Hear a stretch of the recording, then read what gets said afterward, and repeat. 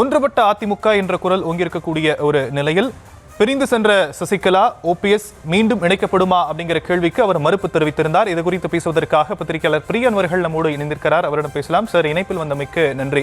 ஒன்றுபட்ட அதிமுக அப்படின்னு குரல் வச்சிட்டு இருக்கக்கூடிய சசிகலாவும் சரி, ஓபிஎஸும் சரி, அதிமுகவில் இணைக்கப்படுவார்களா அப்படிங்கிற கேள்விக்கு அதற்கு வாய்ப்பு கிடையாது. அதாவது சசிகலாவுக்கும் ஓபிஎஸ்க்கும் நோ அப்படிங்கறத ஸ்ட்ரிக்டா சொல்லியிருக்கிறார். அதே சமயம் கூட்டணியில தினகரன் கொண்டு வரப்படுவாரா அப்படிங்கறத அவர் மறுக்கல. அப்போ தினகரனுக்கு எஸ், சசிகலா ஓபிஎஸ்க்கு நோவா?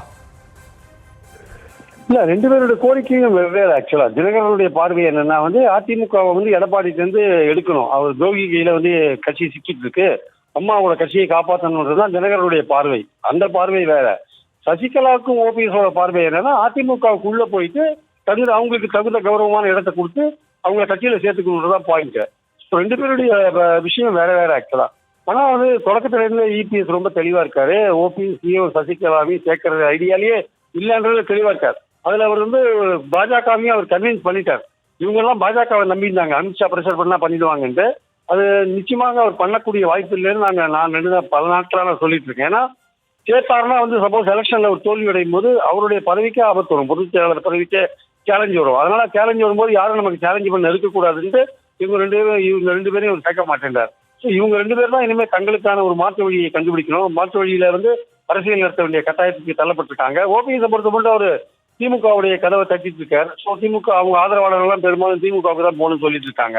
தினகரனை பொறுத்த மட்டும் அவர் எடப்பாடி பழனிசாமியை முதலமைச்சர் கேண்டிடேட்டா இருக்கிற அந்த கூட்டணியில நான் போக மாட்டேன்ற ஒரு விஷயத்த அவர் ஏற்கனவே சொல்லியிருந்தாரு. ஆனாலுமே தொடர்ந்து பாஜக பிரஷர் பண்ணிட்டு இருக்காங்க. அதே சமயம் எதிரியோ துரோகியோ தேர்தல் சமயத்தில் அதெல்லாம் பார்க்கக்கூடாதுன்னு ஒரு வார்த்தையை சமீபத்தில் சொன்னாரு. எதிரின்னா திமுக, துரோகின்னா எடப்பாடி. ஸோ அதெல்லாம் பார்க்கக்கூடாதுன்னு சொன்னாரு. அதே சமயம் இன்னொரு விஷயத்தையும் சொன்னார் தினகரன்.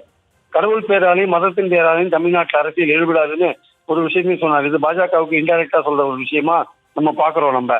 ஸோ தினகரனை பொறுத்த மட்டும் அவர் தாவேக்காவோட போனதுல ரொம்ப தெளிவா இருக்காரு. எடப்பாடி எந்த விதத்திலையும் அரசியல் ரீதியா பலம் பெறக்கூடாது அப்படின்னு நினைக்கிறார். எடப்பாடி என்ன நினைக்கிறார், தோத்தாலும் பரவாயில்ல, இவங்களெல்லாம் சேர்க்க வேண்டிய அவசியம் இல்லை.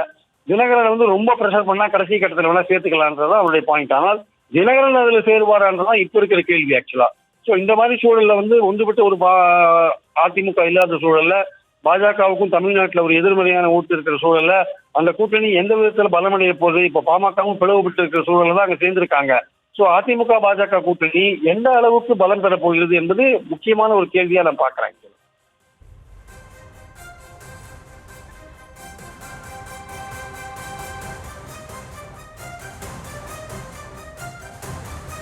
சரி, இப்போ சசிகலாவுக்கும் ஓபிஎஸ்க்கும் ஒரு வாய்ப்பு இல்லை, கதவை மூடி இருக்கிறாரு. அப்போ தினகரன் வருவதற்கான வாய்ப்பு இருக்கு அப்படின்னு ஒரு விஷயங்கள் நம்ம இதுல இருந்து புரிஞ்சுக்கிட்டாலுமே கூட இந்த சந்திப்புல பாஜக வலிமையா, அதாவது அதிமுக வலிமையா இருக்கக்கூடிய பல தொகுதிகளை குறி வச்சு சீட்டு கேட்டிருக்கிறதா சொல்லப்படுது. அதற்கான ஒரு டீலிங் எப்படி இபிஎஸ் கொண்டு போறாருன்றதுக்கான ஒரு வாய்ப்பு எப்படி இருக்கு?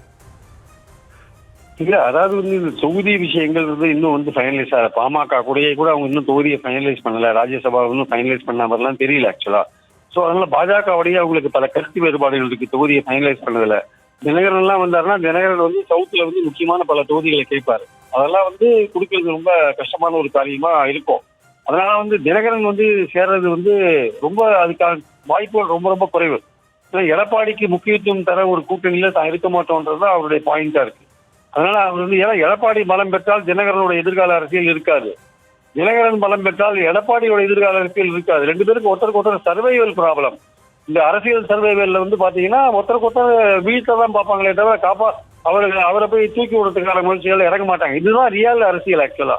இதுதான் ரியல் பாலிடிக்ஸ். இதுக்கு பின்னாடி ஒரு அழுத்தம் அரசியல் என்ன வேணா நடக்கும்னு நம்ம சொன்னோம்னா அது என்ன வேணா நடக்கும், அது வேற விஷயம். ஆனால் இப்ப இருக்கிற பொசிஷன்ல ஒரு ரியல் பாலிடிக்ஸ ரியாலிட்டி இதுல பார்க்கும்பொழுது ரெண்டு பேரும் ஒருத்தருக்கு சேருவதற்கான வாய்ப்புகள் ரொம்ப ரொம்ப குறைவா இருக்குன்றதை நம்ம பாக்குறோம்.